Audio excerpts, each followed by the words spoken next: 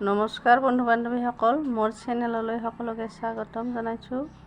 আজি মই মেটেকাৰ ফুলৰ ৰেচিপি এটা লৈ আহিছোঁ আৰু এই ফুলবিধ নদীত পায়। আপোনালোকে বাৰু কেতিয়াবা খাইছেনে? আহক তেতিয়াহ'লে মই ৰেচিপিটোলৈ আগবাঢ়োঁ।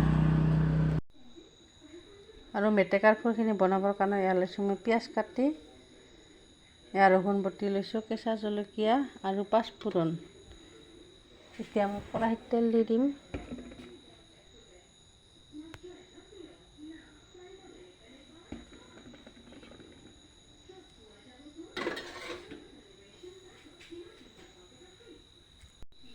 তেলখিনি গৰম হৈ গৈছে, এতিয়া মই পাঁচফোৰণ দিম। পিঁয়াজ,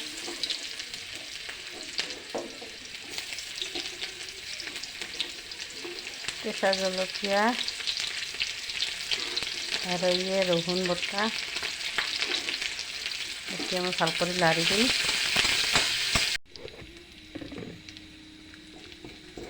পিঁয়াজখিনি ৰঙচুৱা হৈ গৈছে, এতিয়া মই নিমখ দিম।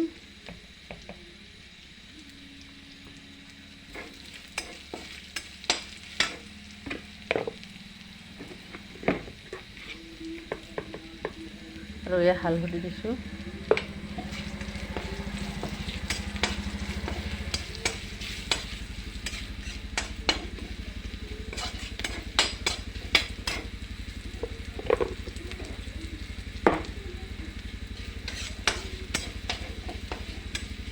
এতিয়া মই মেটেকা ফুলখিনি দি দিম।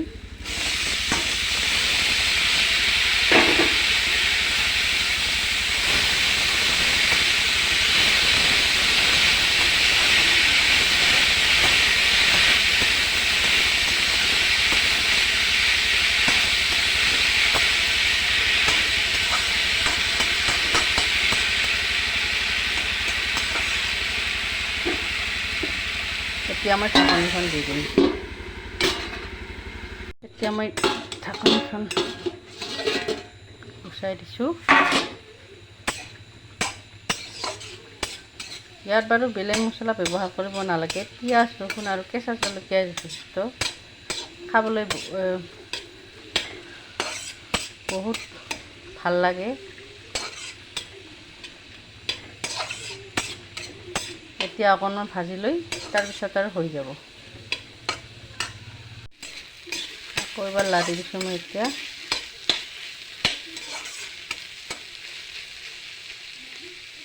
মোৰ ৰেচিপিখন চাই কেনে পালে কমেণ্ট কৰি জনাব।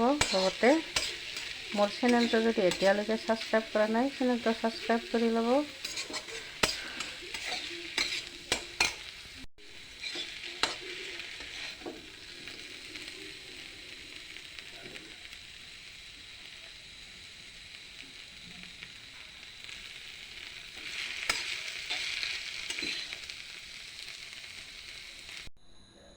এতিয়া মই খাবৰ কাৰণে ভাত বাঢ়িম।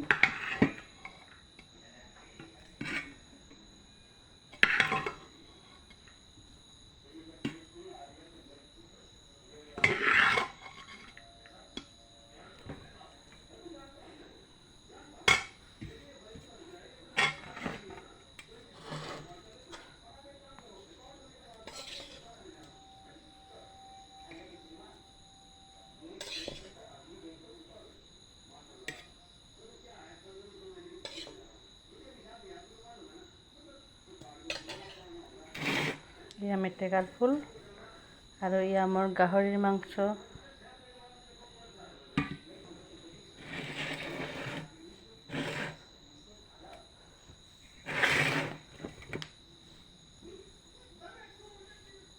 খাবলৈ এতিয়া সাজু।